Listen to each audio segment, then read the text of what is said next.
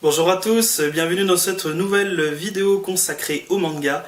Aujourd'hui je vais vous parler d'un seinen, une fois encore, je vais vous parler du manga Witchcraft Works. Alors pourquoi ce manga? Tout simplement parce que c'est juste le manga qui m'a entre guillemets redonné le goût de lire des mangas carrément. C'est vraiment une série juste exceptionnelle. Donc on l'a découvert en France grâce à l'anime qui est passé sur la chaîne J1, je leur fais un petit peu de pub au passage. Et du coup, on a pu le découvrir grâce à cet animé. Cependant, le manga est sorti, on va dire, dans nos librairies à partir du 10 janvier 2014, et aujourd'hui nous sommes même au tome numéro 4, sachant que le tome numéro 5 va sortir le 30 janvier 2015. Je suis assez impatient de l'avoir, je vous l'avoue. Alors, ce petit manga est donc édité par Kana, aux éditions Kana, et c'est un manga de Ryu Mizunagi. Donc voilà pour la couverture qui est juste super sympa. On voit également la tranche du manga qui est assez agréable à regarder. Donc il y a également une sorte de petite citation à l'arrière, je vais vous le lire. Un pouvoir convoité, un secret bien gardé, la bataille sera endiablée. Ça donne envie de le lire un petit peu quand même. Alors, pour parler plus précisément de ce manga, donc c'est un manga qui s'adresse aussi bien aux filles qu'aux garçons.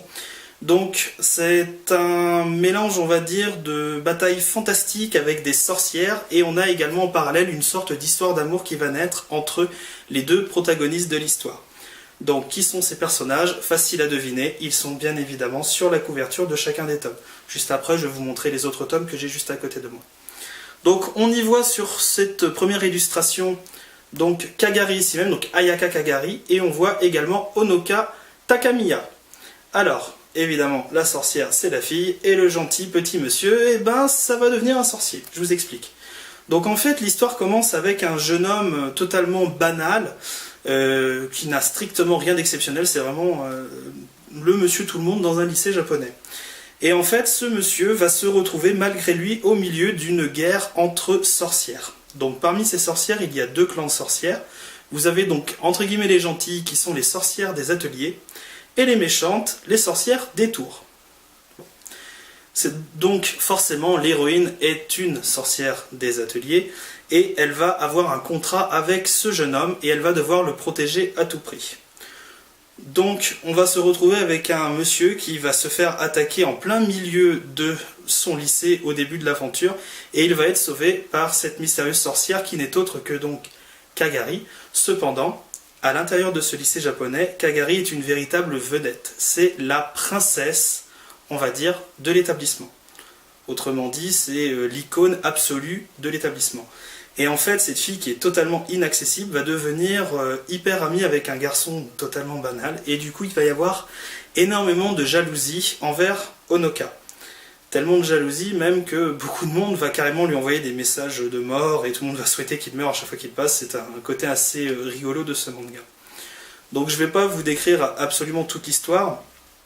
Donc voilà déjà pour la présentation du tome numéro 1. Je vais quand même vous montrer quelques petites illustrations. Alors, on a déjà la première page de présentation, donc qui est quand même assez sympathique, je trouve. Donc on voit toute la qualité des dessins. À l'intérieur du manga, je vais prendre au hasard. Donc voilà par exemple une image de Kagari. Donc petite précision, Kagari est une sorcière des flammes. Son corps est entièrement en flammes, donc ce qui fait qu'elle est, on va dire, invulnérable aux attaques physiques. Ce qui fait d'elle quand même une sorcière assez redoutable. Cependant, elle a un point faible, c'est-à-dire qu'elle reçoit les dommages de Takamiya. C'est-à-dire que si Takamiya est blessé, en fait, Takamiya n'aura pas de blessure, mais par contre, c'est elle qui sera blessée à sa place. Donc ce qui fait d'elle un personnage assez attachant, voire très attachant. Donc je vous remonte encore une autre petite illustration. Donc en fait, c'est vrai qu'on s'attache beaucoup à cette sorcière qui a un caractère bien trempé, je dirais, qui est vraiment froide au premier abord, et qui est juste extrêmement généreuse en amitié, et aussi évidemment en amour, envers son petit protégé qui n'est autre que Takamiya. Donc voilà pour la présentation du tome numéro 1. Je vais quand même vous montrer les autres tomes, parce que je les ai sous la main. Donc là, nous avons le tome numéro 2. Donc voilà, une autre illustration avec toujours le petit discours à l'arrière. Donc là, une fois de plus, les dessins ne changent guère, on voit encore des dessins superbes, juste superbes. Donc voilà pour ça. Ensuite, le tome numéro 3. Donc on est toujours dans le même style, toujours, on va dire, Kagari avec sa tenue de sorcière qui va évoluer au cours évidemment de l'aventure. Petite chose que je n'ai pas précisé également, bon je vais en dire un petit peu quand même. C'est que tout simplement le héros de l'histoire, Takamiya, va devenir certes un sorcier parce qu'il a un pouvoir, on va dire qu'il a, à l'intérieur de lui-même, qu'il ne soupçonnait absolument pas. Et du coup, Kagari va se nourrir un petit peu de ce pouvoir pour pouvoir affronter tous les ennemis qu'ils vont rencontrer au cours de l'aventure, et ils seront tout de même assez nombreux. Ensuite, le tome numéro 4 que je vous montre. Donc là on voit vraiment que c'est vraiment la sorcière des flammes, hein. Je trouve cette couverture tout simplement la plus belle des éditions. Si on la met en totalité, elle est vraiment super sympa. Donc une fois de plus à l'intérieur, toujours des dessins super sympathiques, voilà, par petit exemple. Donc au niveau des dessins concernant les combats, on a quand même quelque chose d'assez vivant, d'assez dynamique je dirais. Et c'est ce qui fait, on va dire, tout l'attrait, surtout pour les garçons, on va dire, pour ce manga. Et c'est vrai que les filles se retrouveront peut-être un peu plus dans l'histoire romantique, qui n'est pas forcément non plus une histoire à l'eau de rose, parce que c'est quand même deux personnages qui vont se chercher sans jamais trop se trouver. Là, je spoil un petit peu. Donc voilà, j'espère que cette présentation donc, de Witchcraft Works, hyper compliqué à dire, vous a plu. Donc voilà, je vous montre encore les 4 tomes que j'ai ici même. Donc n'oubliez pas le tome numéro 5 qui sort le 30 janvier 2015, je vous avoue que c'est une date que j'ai un peu notée dans mon calendrier, parce que je suis vraiment impatient de découvrir la suite, bien que évidemment j'ai vu toute l'histoire en animé, mais de voir l'histoire, on va dire, sous forme de manga est tout de même très très très intéressante, tout simplement parce qu'on a à la fin de chaque, on va dire, manga, des petites scènes supplémentaires qui se rajoutent, on va dire, à l'histoire en elle-même. Et c'est vraiment intéressant parce qu'il y a plein de petites anecdotes qu'on découvre selon certaines situations.